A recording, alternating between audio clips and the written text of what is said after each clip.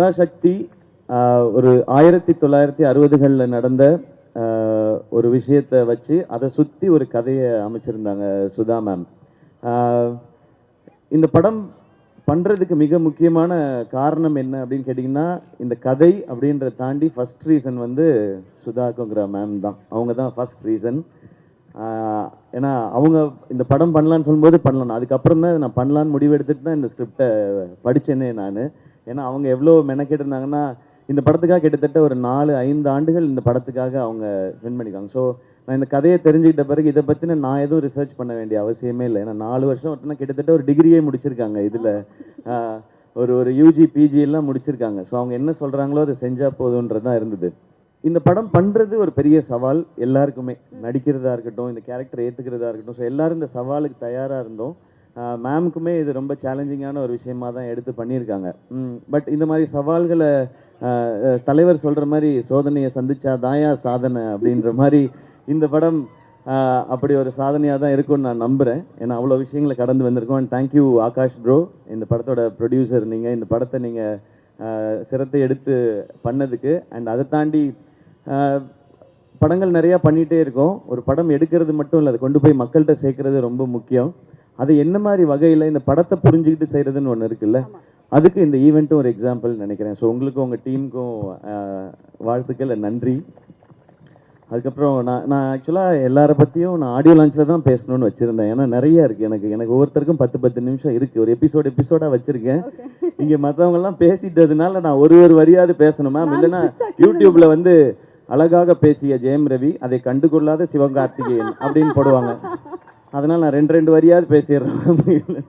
And Atharva bro, இவருக்கு எனக்குமான equation வந்து சாப்பாட்டில் தான் எங்களுடைய கனெக்ஷனே. அவர் நல்லா ஃபிட்டாக இருக்கார், என்னைய டெசர்ட் சாப்பிட வச்சுருவார். அவரானா அப்புறமா ஒர்க் அவுட் பண்ணிடுவார்னு நினைக்கிறேன். நான் அந்த சந்தோஷத்துலேயே தூங்கிடுவேன். அடுத்த நாள் ஐயோ கொஞ்சம் வெயிட் போட்டு போய் அந்த மாதிரி இருக்கும். பட் ஒரு பிரதர் பாண்டிங்கிறது நீங்கள் படத்தில் பார்க்குறது நடிப்பு இல்லை, உண்மையாக அவருக்கு என் மேலே இருக்கிற கேர், எனக்கு அவர் மேலே இருக்கிற கேர். எனக்கு அவரோட ஒரு ஸ்பெஷல் மொமெண்ட் மட்டும், அவருடைய ஃபஸ்ட்டு ஃபிலிம் ப்ரமோஷன் வந்து நான் இது ஹோஸ்ட் பண்ணும்போது அதுக்கு வந்தார், அப்பாவோட வந்தார். அது எனக்கு ரொம்ப ஒரு மறக்க முடியாத ஒரு எபிசோடு. இன்றைக்கி நான் அவரோட சேர்ந்து இந்த படம் பண்ணுறேன்றது எனக்கு ரொம்ப ஸ்பெஷலாக இருக்குது. அண்ட் மேம், உங்களை பற்றி இதுக்கு மேலே நான் சொல்ல போகிறதில்ல, ஆனால் நிறையா இருக்குது. எபிசோடெல்லாம் வச்சுருக்கேன் நான், அது ஆடியோ லான்ச்சில் பார்த்து. அண்ட் ஸ்ரீலீலா, வெரி ஹாப்பி, உங்களோட ஃபஸ்ட் தமிழ் ஃபிலிம். வெல்கம்.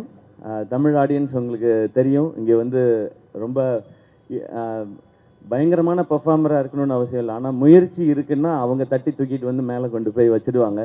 அப்படி வந்தவன் தான் நாளா. So welcome. அது மாதிரி ஒரு படத்தில் இருக்கிறது ரொம்ப சந்தோஷம். கொஞ்சமாக டான்ஸ் வச்சதுக்காக டான்ஸ் மாஸ்டருக்கு நன்றி. உங்கள் ஸ்பீடுக்கு டான்ஸ் வைக்கல இந்த படத்தில், அதுக்கு நான் ரொம்ப ஹாப்பி. அண்ட் ரவி மோகன் சார், தேங்க்யூ, நீங்கள் இதை அக்செப்ட் பண்ணிக்கிட்டதுக்கு இந்த ரோலை. ஒரு ஹீரோ வந்து ஹீரோவாக ஒரு கதை கேட்டு இந்த கதை ஓகே இந்த கதை இல்லைன்றது டெசிஷன் எடுக்கிறது ரொம்ப ஈஸி. ஆனால் ஹீரோவாக சக்ஸஸ்ஃபுல்லாக இவ்வளோ வருஷம் பண்ணதுக்கப்புறம் வில்லனாக நடிக்கிறதுன்றது அது ரொம்ப ஒரு டஃப்பான ஒரு டெசிஷன் அது. அப்போ அவரை எடுத்து ஓகே சொல்லும்போது நான் நினச்சிக்கிட்டது அதுதான், நீங்கள் படத்தில் தான் வில்லன், எனக்கு நான் காலேஜிலேருந்து பார்த்த ஹீரோ தான் நீங்கள், அப்படி தான் என் செட்டில் இருக்கணும், இந்த படத்தில் இருக்கணுன்றதான் நான் நினச்சது. அது எப்போவுமே அப்படி தான் நினைப்பேன் சார். அதனால தான் நாங்கள் ரவிமோகன்றது தான் ஃபஸ்ட்டு நேம் இருக்கும். இங்கே இருக்கிறதுலே சீனியர் எங்களுக்கு அவர் தான். நீங்கள் தான் பெரியவங்க நீங்கள் அப்படின்னு சொல்லி தான் நாங்கள் வந்தோம். ஜிவி ப்ரோ, ஜிவியோட 100th ஃபிலிம். நான் இப்போ தான் சொல்லிட்டு இருந்தேன், அம்மா கேட்டாங்க, ஜிவி பிரகாஷ் 100 படம் பண்ணிருச்சுப்பா, சின்ன குழந்தையிலேருந்து மியூசிக் போடுதோ அப்படின்னு இன்னைக்கு காலையில் கேட்டாங்க அந்த விகடன் இன்டர்வியூ பார்த்துட்டு. ஆமாம்மா அவர் சின்ன வயசுலேருந்து ஆரம்பிச்சாருமா, நான் குழந்தையா இருக்கும்போதில் மியூசிக் டைரக்டர்லாம் 10 படம் 15 படம்லாம் பண்ணலாமா, அதனால அவன் 100 படம் பண்ணிருச்சுப்பா, பெரிய விஷயம்னு சொல்லிட்டு இருந்தாங்க. உண்மையிலே பெரிய விஷயம் தான். 100 படம் பண்ணுறதில்ல, அதுக்குள்ளே எல்லா ஜானரும் பண்ணிட்டார் அவர். ஸோ அவருக்கு இப்போ பாருங்களேன், பீரியட் ஃபிலிம் பண்ணும்போதே ஏற்கனவே 1001 இருக்குது, ஒரு மதராசப்பட்டினம் இருக்குது, பராசக்தி இருக்கும்போது அதுக்குள்ளே எப்படி வெரைட்டி கொடுக்கணுன்ற இந்த சாங்ஸ்க்கும் பிஜிஎம்ஸ்க்கும் ரொம்ப ரொம்ப தேங்க்ஸ் ஜிவி. இன்னும் நிறையா இருக்குது உங்களை பற்றி பேச வேண்டியது, ஆடியோ லான்ச்சில் வச்சுக்கிறேன் வாடி. அண்ட் எல்லா டெக்னீஷியன்ஸ்க்கும் ரொம்ப தேங்க்ஸ். ஏன்னா இது 25th ஃபிலிம், ரொம்ப ஸ்பெஷலாக. இது 25th ஃபிலிம் ஆனதுக்கு காரணமும் ஆகாஷ் தான்.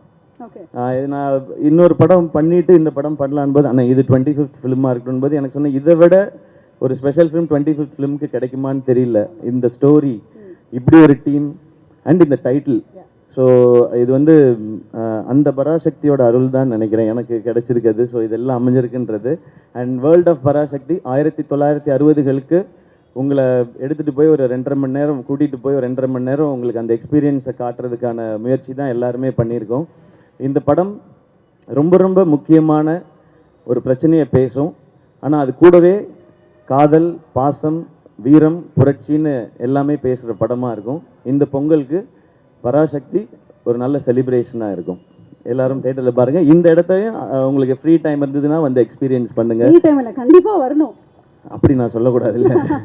ஏன்டா எங்களுக்கு எவ்வளோ வேலை இருக்குது, நீ என்னடா கண்டிப்பாக வரணுன்ற அப்படின்னு கேட்பாங்க. உங்களுக்கு தெரியாது மேடையில் பேசுறது எவ்வளோ கஷ்டம்னு. நாளைக்கு யோசிச்சு பேசிகிட்டு இருக்கோம். ஸோ ஃப்ரீ டைம் இருக்கும்போது வந்து பாருங்கள். ஏன்னா வீக்கெண்ட் வந்துருச்சு இல்லையா? ஸோ எங்கேயாவது இந்த பக்கமாக அப்படி போகும்போது வாங்க, இதெல்லாம் பண்ணியிருக்கீங்களான்னு இருக்கும். எனக்கு அந்த செவர்லே கார்லாம் பார்க்கும்போது அந்த மாதிரி ஒரு எக்ஸ்பீரியன்ஸ் தான் இருந்தது. நான் அதெல்லாம் கேள்விப்பட்டிருக்கேன், கேட்டிருக்கேன். அது நேரில் பார்க்கும்போதோ அது அனுபவிக்கும் போதோ அது ஒரு புது ஃபீல் அது. அண்ட் இந்த இடத்துல இந்த ஈவெண்ட் நடக்கிறது சூப்பர். ஆமாம். ஸோ இந்த ஃபிலிமே அப்படி தான். இந்த ஃபிலிம் ஒரு பிளெஸிங் அப்படி தான் நான் நினைக்கிறேன். ஓகே, சிவகார்த்திகனோட முதல் படங்கள்லாம் வந்து பார்த்தா நம்மள அப்படியே சிரிக்க வச்சு ஹாப்பியாக ஃபீல் பண்ண வச்சிருப்பாரு. அதுக்கப்புறம் அமரனில் தேம்பி அழுக வச்சிங்க கடைசியில் கிளைமேக்ஸில். இந்த படத்தில் எங்களுக்கு எந்த மாதிரி ஒரு அனுபவம், ஒரு ஃபீல் வந்து கிடைக்கும் போது உங்ககிட்ட இருந்து? இன்ஸ்பைரிங் ஃபீல் கிடைக்கும். எல்லாருக்கும் ரொம்ப இன்ஸ்பைரிங்காக இருக்கும் இந்த படம் பார்க்கும்பொழுது. எஸ்பெஷலி இந்த படம் பராசக்தின்றது வந்து ஸ்டூடெண்ட்ஸோட பவர் என்னங்கிறத பேசுறது தான் இந்த படம். அந்த பவரை நிச்சயமாக படம் பார்க்கும்போது உணர்வாங்க. ஓகே, எஸ்கே வந்து கண்ட்ரோல் பண்ணி பேசிட்டு இருக்காரு. ஏன்னா மேம் கிட்ட இருந்து போதும் எஸ்கே நோ அப்படிங்கிற மாதிரி மேம் சொல்லிட்டாங்கன்னா அதை நான் செஞ்சுட்டேன். Okay okay, but I think you have to இப்படிலாம் பண்ணாதீங்க மேம். அப்போ நீங்கள் சொன்னதெல்லாம் செய்யாத மாதிரி இருக்கு.